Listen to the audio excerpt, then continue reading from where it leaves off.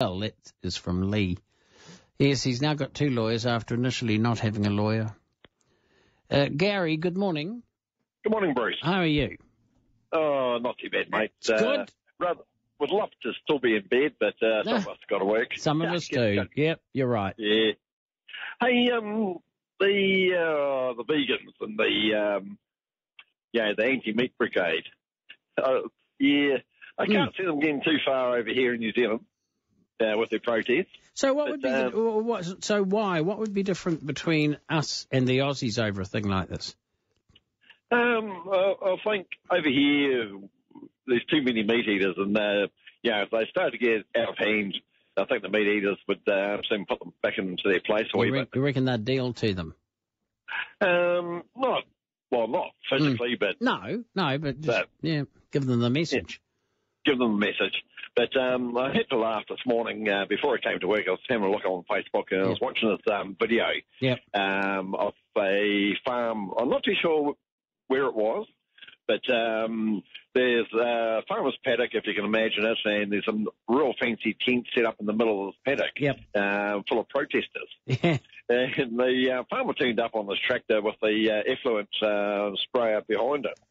And he just went round and round and round them, spraying them with effluent out out the ponds. Yeah. God. And I just had to crack up. You would have to crack up, yes. But you eat meat. I don't mind. I don't mind. Yeah. I don't mind people, having their say. But what worries me in this country is that it tends to be the noisy ones that seem to get all the attention. Regardless of what the issue is. Oh, that is their intention, and they not only demonstrate now, but they're determined to actually change what they're demonstrating about. Oh, yeah.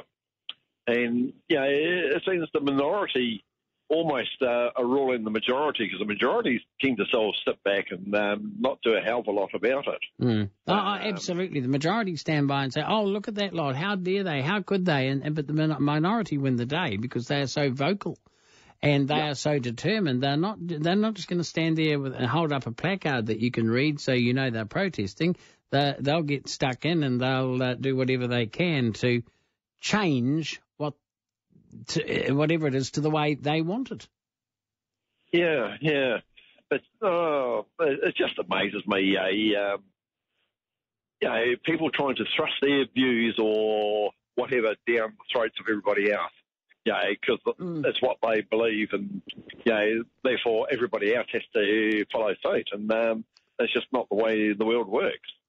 Well, it's going to be, I think, increasingly the way the world works in future. I think that the way protest occurs is moving in a direction in which it is going to be here to stay. That's what I feel, because that's what we are seeing. Yeah, as long as it doesn't become violent or militant.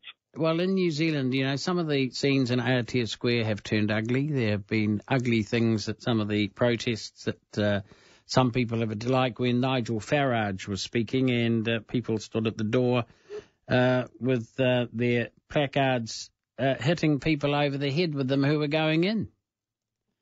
Yeah, well, they'd be lucky not to get a bloody knuckle sandwich back, if they start doing something like that, but, which would be fair enough because you'd be defending yourself. But, I don't know. I don't have a problem with people having their views, putting their point across, but when they start becoming militant or violent... That's it. That's where you draw the line. I draw the line, yeah. Thank you, Gary. Cheers, mate. So, have a good day. It's Newstalk ZB. You see, the people who are protesting now, I'm not saying all of them, but a lot of them are so determined that they are right and nobody else is allowed to have any other view, that they are determined to effect change during their protest. And so you can get some pretty scary scenes and some very ugly shouting and scuffling.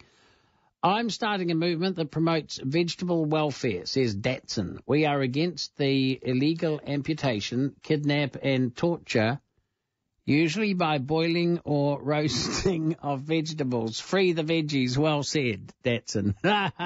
Liberated parsnips. Unchained cauliflowers. Maybe...